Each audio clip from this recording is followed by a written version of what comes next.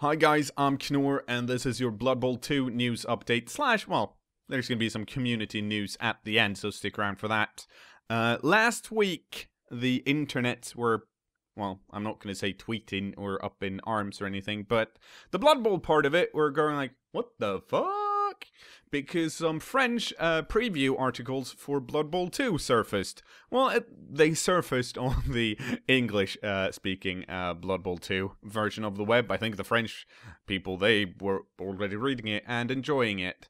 But I am pretty horrible at French, and I wanted confirmation on the things in those preview articles, because it was, at least to me, kind of unclear if it was just speculation on the article's part about what was going to be in Blood Bowl 2, or if it was actual, stuff that had been confirmed by Cyanide or Focus Interactive, their publisher. So I sent some questions over email to Focus's one of their community managers, and well, I asked her some hard-hitting, straightforward questions, and luckily she replied, because I have a very lovely tone when I write emails.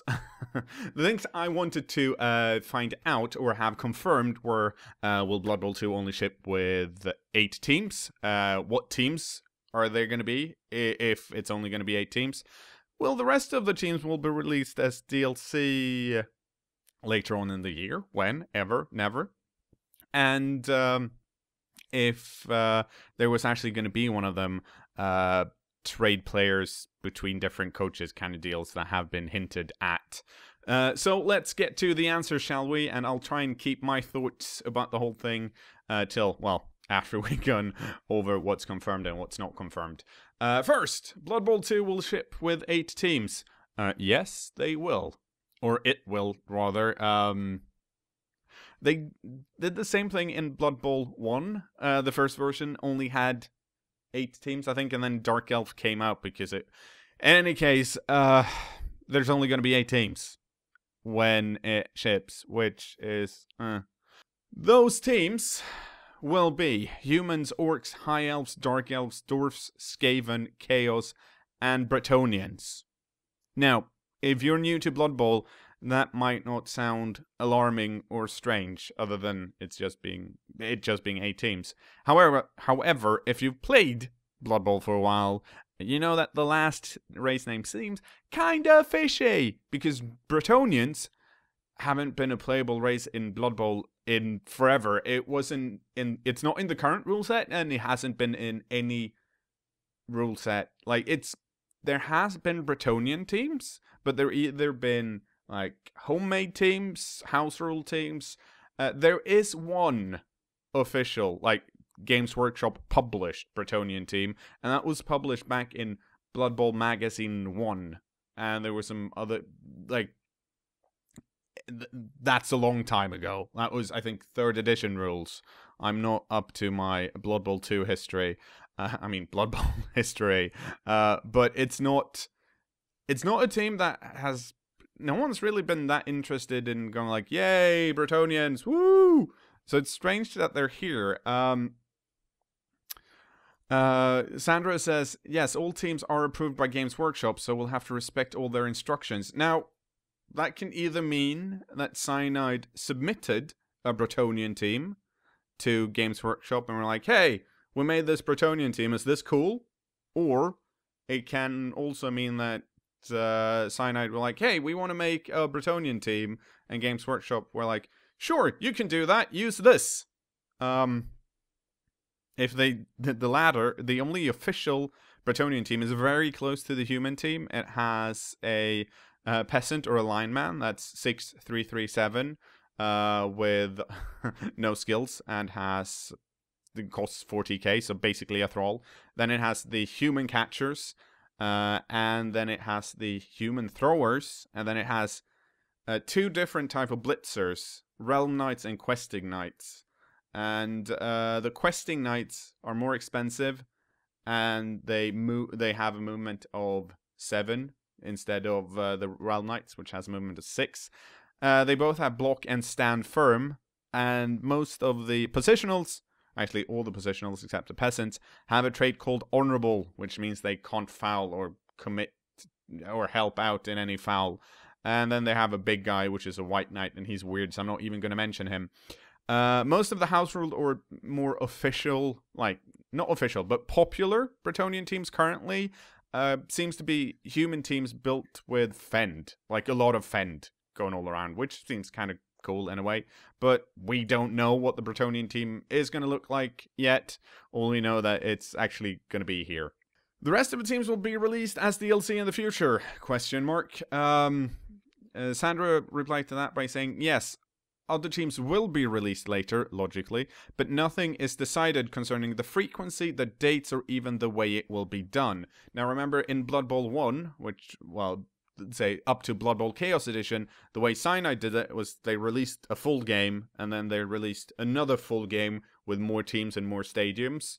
And if you had the previous version, you'd get a discount on buying the next one. So it was basically DLC, but it was actually, like, officially a full game each time.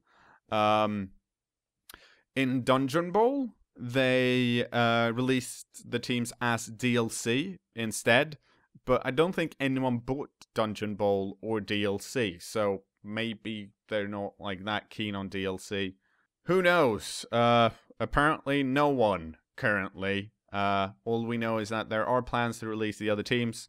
No one knows when, how, or why.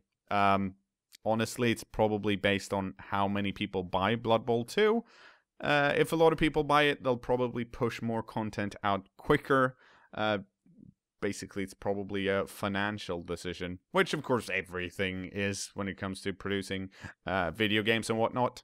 My fourth question, or rumor, was rather, there will be a way to trade players between different coach-s teams in the multiplayer in Blood Bowl 2.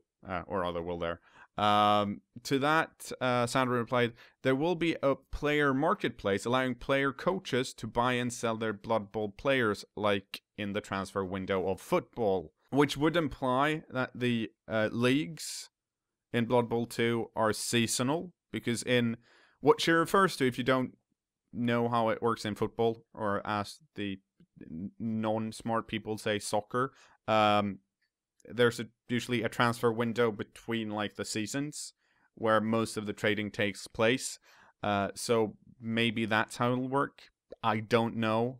Lastly, I asked if there had been a set release date. Well, or rather, an expected release date. And Sandra said, it's difficult to say for the moment.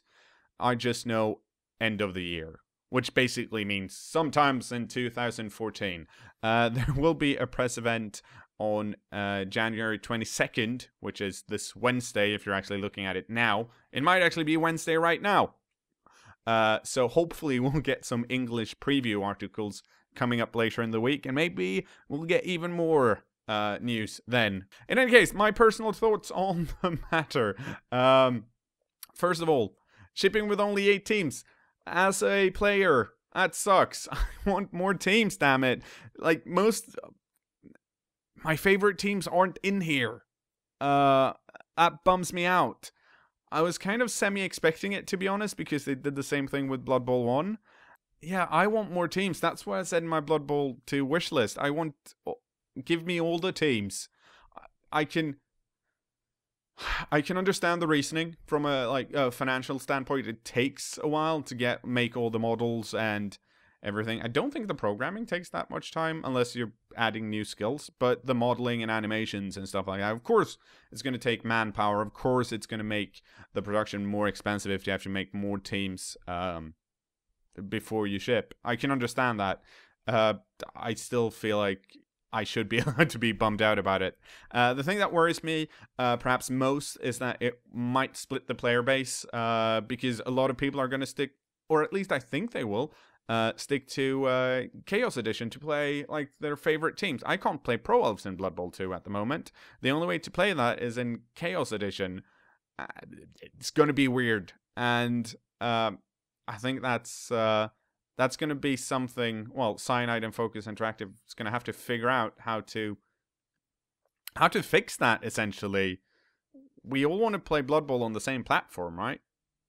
Don't we? I think so. I mean, this shit cloud does have one silver lining, though, which we were talking about it in the Speedball chat we have on Skype, and I think it was Northern Lion that pointed out that for him as a beginner, having only 8 teams, that's still a lot and it's much easier to grasp. If you've only played 10 games of Blood Bowl and you come up against a vampire team, you are not going to know how fucking vampires work. The same with secret weapons for goblins or big guys and loners. Having only 8 teams should let a beginner... a beginner will probably have an easier time to grasp what the teams do, like what sets them apart. And that's probably a good thing. Like, it might be more newbie friendly.